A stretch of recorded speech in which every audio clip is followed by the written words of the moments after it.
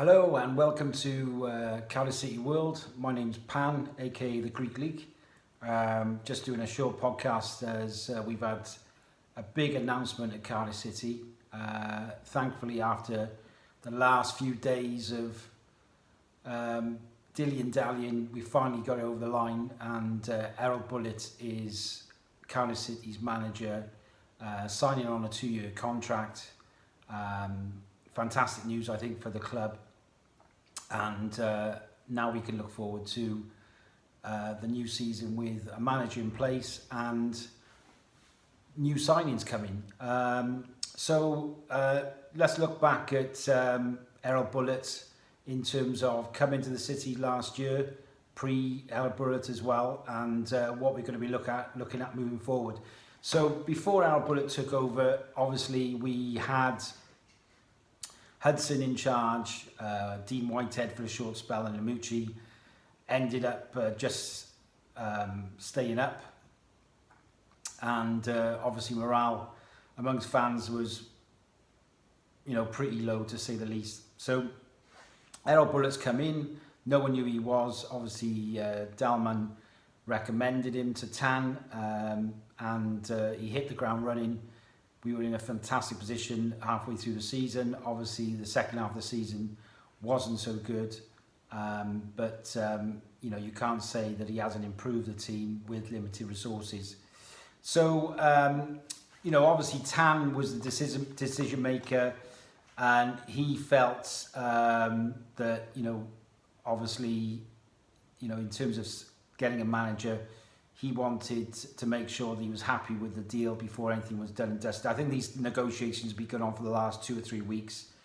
I think when Tan looked at it, in terms of Bulut's performance, he had a 40% win rate. Now, that's only been achieved by Warnock and Malky in the last 13, 14 years. So, that needed to be looked at. He's obviously, other things that he's looked at is, as he improved the coaching, then you can look at young players like Colwell, I think has definitely improved over the last few months. And we've got other players coming through like Conte and Ashford, so that's encouraging news. There's critics of Bulut, obviously. When you look at the second half of the season, we were pretty awful, to be honest. 10 home defeats, third or fourth highest goals conceded in the championship, and the performances were pretty dire at home. It was very rigid. So Bulut's had his critics. Some fans obviously felt that he wasn't right for us, but the decision's been made. And obviously there's areas to improve. We were averaging just over 1 goal per game at home, which isn't good enough. So our home form for the season meant we would have finished 14th, and our away form was a bit better. We would have finished about 10th. So what can we expect moving forward? Tan obviously will be speaking to the head of recruitment and Bulut about the transfer budget moving forward. They would discuss certain positions, the player we need. We know we're crying out for a striker. With the Euros taking place, not so sure there's going to be any movement in the market in the next few weeks.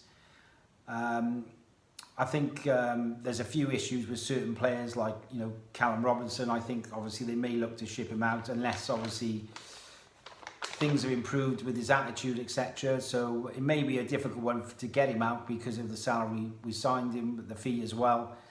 I think obviously looking at it defensively, we discussed before about possibly NG going and using that money to sign new players. I'd like myself, thinking about it, is that if we had someone like Cody Dramer right back, Owen Beck for me a left back, because I'm not sure if Collins is going to be signed up on a new contract. So I hope he is anyway. But I think someone like Owen Beck on loan from Liverpool would be a very good signing for us.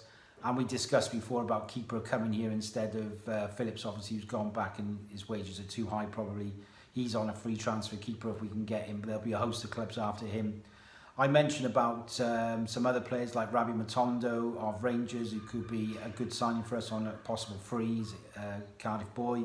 Scott Twine from Burnley, attacking midfielder, could be useful for us.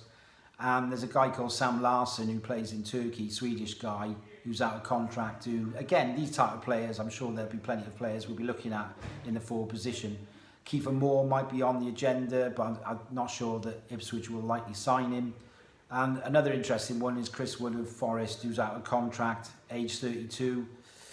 Will he get a Premier League move? Is there a Championship move there? That would be a really good one for us, but maybe unrealistic. So the good news is Bulut has signed, something to look forward to now with the season coming up, and big discussions moving forward.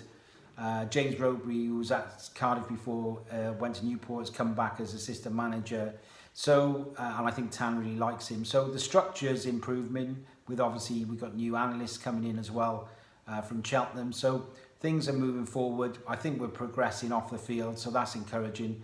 And let's hope now in the next few weeks we can get some key signings in and look forward to the new season.